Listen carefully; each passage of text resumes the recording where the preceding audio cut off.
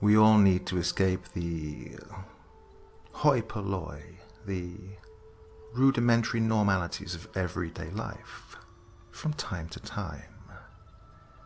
But what price a double life? What would you be willing to pay, just for those moments of escape? We examine the price one man is willing to pay in tonight's story. Now, my dear friends, it's time to sit back and relax in whatever way makes you comfortable. And please join me and listen.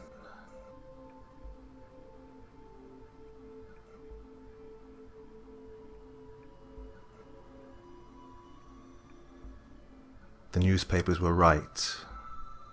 6 whores murdered within the last 5 months. And yet hardly any police action or resources were being used to catch the killer.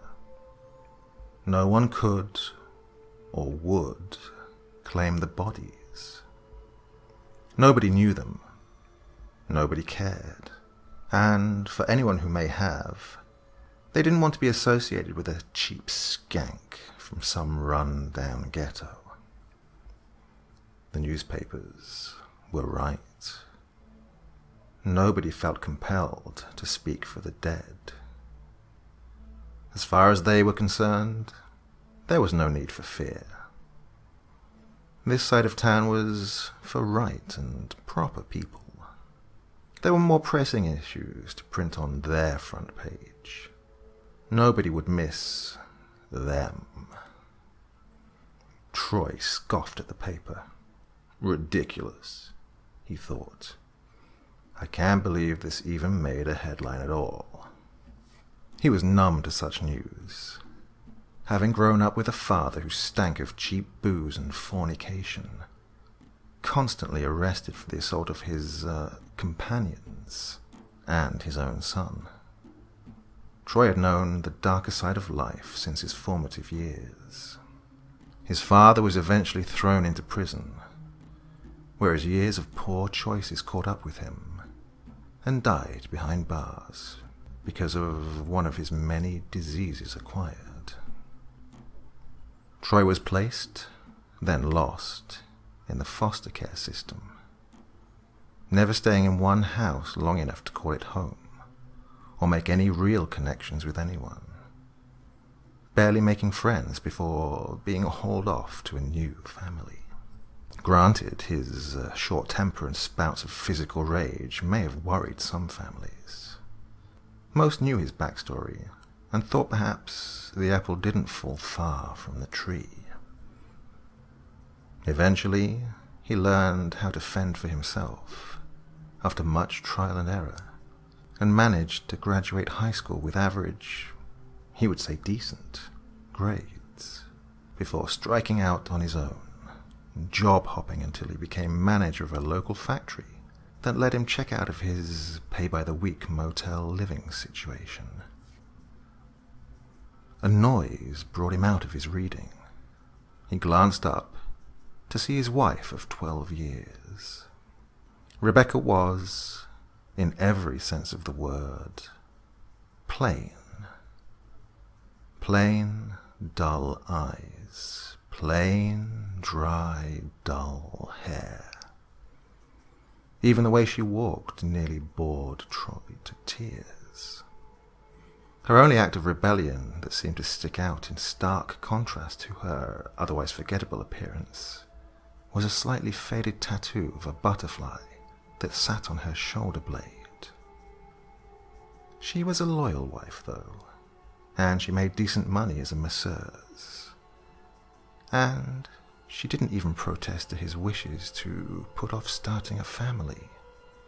Rebecca adorned an exceedingly ugly shawl and picked up her oversized purse. "Do you need anything before I come home tonight?" she asked, as she did every day before work. All he could manage was a shrug and a quick shake of his head. "All right. I'll be home later than usual. I have a client who booked at the last moment, right at the end of my shift. He smiled a joyless grin her way. "That's fine. I can catch up on some of my other work projects here." Or maybe he wouldn't. Who knew? While Rebecca was at work, Troy decided today would be a good day to cut loose, feel some excitement again. He too had made his own appointment of sorts. If only she would leave. Rebecca got in her faded tan sedan and drove off. He let out a long, drawn-out sigh. Some days just never seemed to end before his night could begin. He went to his private closet. Rebecca was good about allowing him his own space, and grabbed his travel bag. Everything seemed to be undisturbed within, so now there was only one thing left to do. He picked up the phone and dialed. The Velvet Rose had always been a top-reviewed motel and fantasy destination. They offered a variety of services: themed rooms, reasonable rates, and, best of all, a don't ask, don't tell, no questions asked policy. If you paid in full and didn't cause too much of a ruckus, none of the staff would bother you or your guests for the evening. The phone rang twice before the clerk at the front desk answered. He was friendly enough and was able to confirm his stay. One night in the Whisper Room, a room from which no sound could seep in, nor could escape from. Perfect. Upon his arrival 45 minutes later, Troy wasted no time setting up shop. A red bulb here, some bondage on the head and footboard, a whip on the nightstand, and his outfit laid out. He had about another 30 minutes before his appointment, so he decided to take a hot shower and soothe his aches away. The one thing his wife wouldn't do for him, even given her skills in it.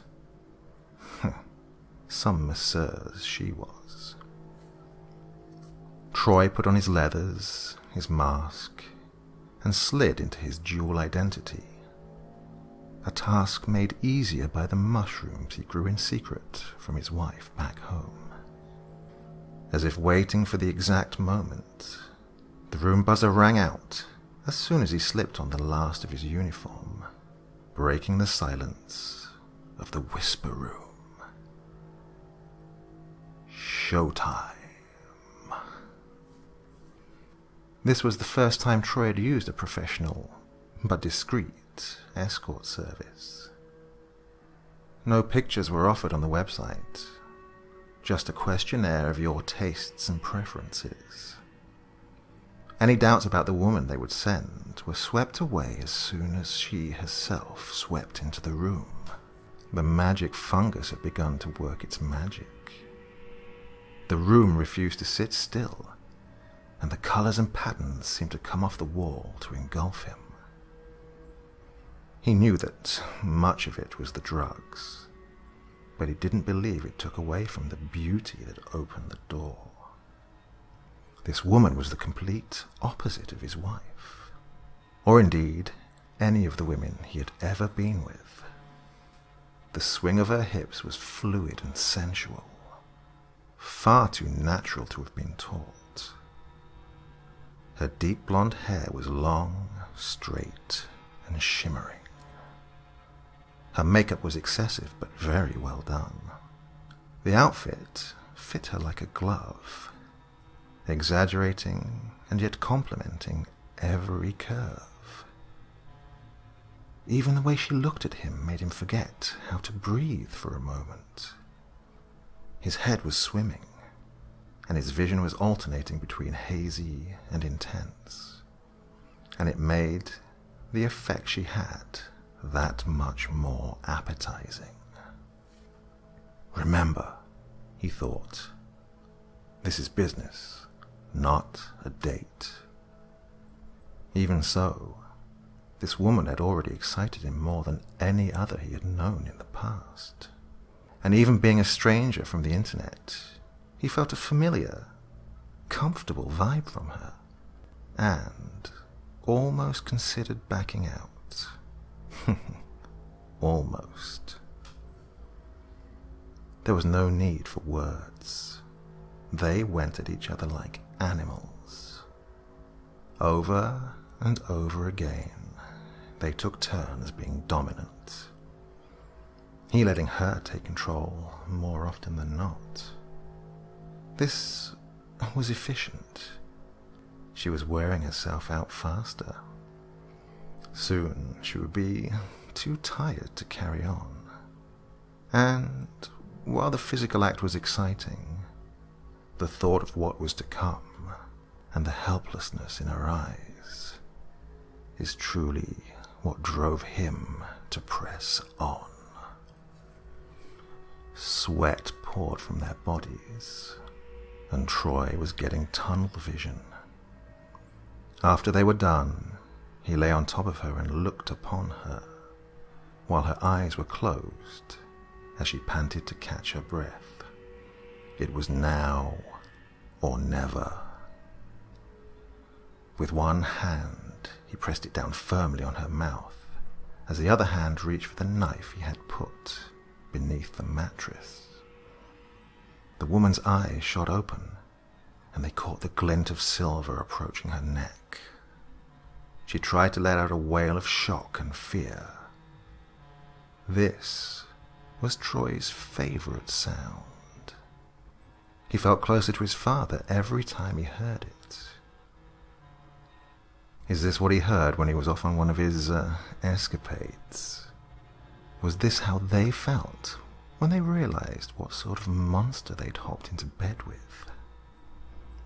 His father had more rudimentary methods, but Troy could not help but feel they were connected in that moment, and in the elation of what was to come. The knife came to her neck and began to bite into her flesh. She kneed him in the groin, but didn't have the leverage to make it count for much. She managed to roll onto the floor and gasp for air, the choking having been effective in sapping her already low energy. She started to crawl towards the door, letting out dry, raspy wails. It was in vain. This was the Whisper Room. It lived up to its promise. No one came to her anguished wails for help as the blade penetrated her spine, her kidneys, and her lungs. Her body seized for a time, and then was still and silent. Troy's heart raced and his blood ran hot. Her final screams would not be forgotten. He decided to pose her body more elegantly than the others.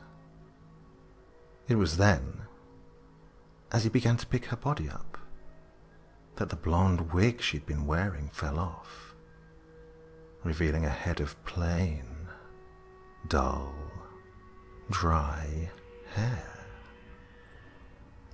He froze. The obvious thought that crossed his mind was quickly wiped away by his attempt to convince himself that it was just a coincidence. Rebecca was at work. This was some rather expensive whore from a distant town from a discreet website. He would turn this escort's body over, and his worry would be unfounded. The sweat and blood had wiped away the makeup, revealing a plain, dull face. A colored contact lens had fallen out during the struggle to reveal one plain, dull eye. If he could ever have convinced himself otherwise, it was made clear what he had just done. When one of her shoulder straps, made weak from the attack, snapped. The faded tattoo of a butterfly rested on her shoulder blade. Troy immediately sobered up from his drug-induced haze. He let out a cry that could have awakened the dead. Rebecca did not wake, nor did any of the neighbors in the adjoining rooms. No one ever heard the wails coming from the whisper room. The newspapers were wrong. This whore would be missed.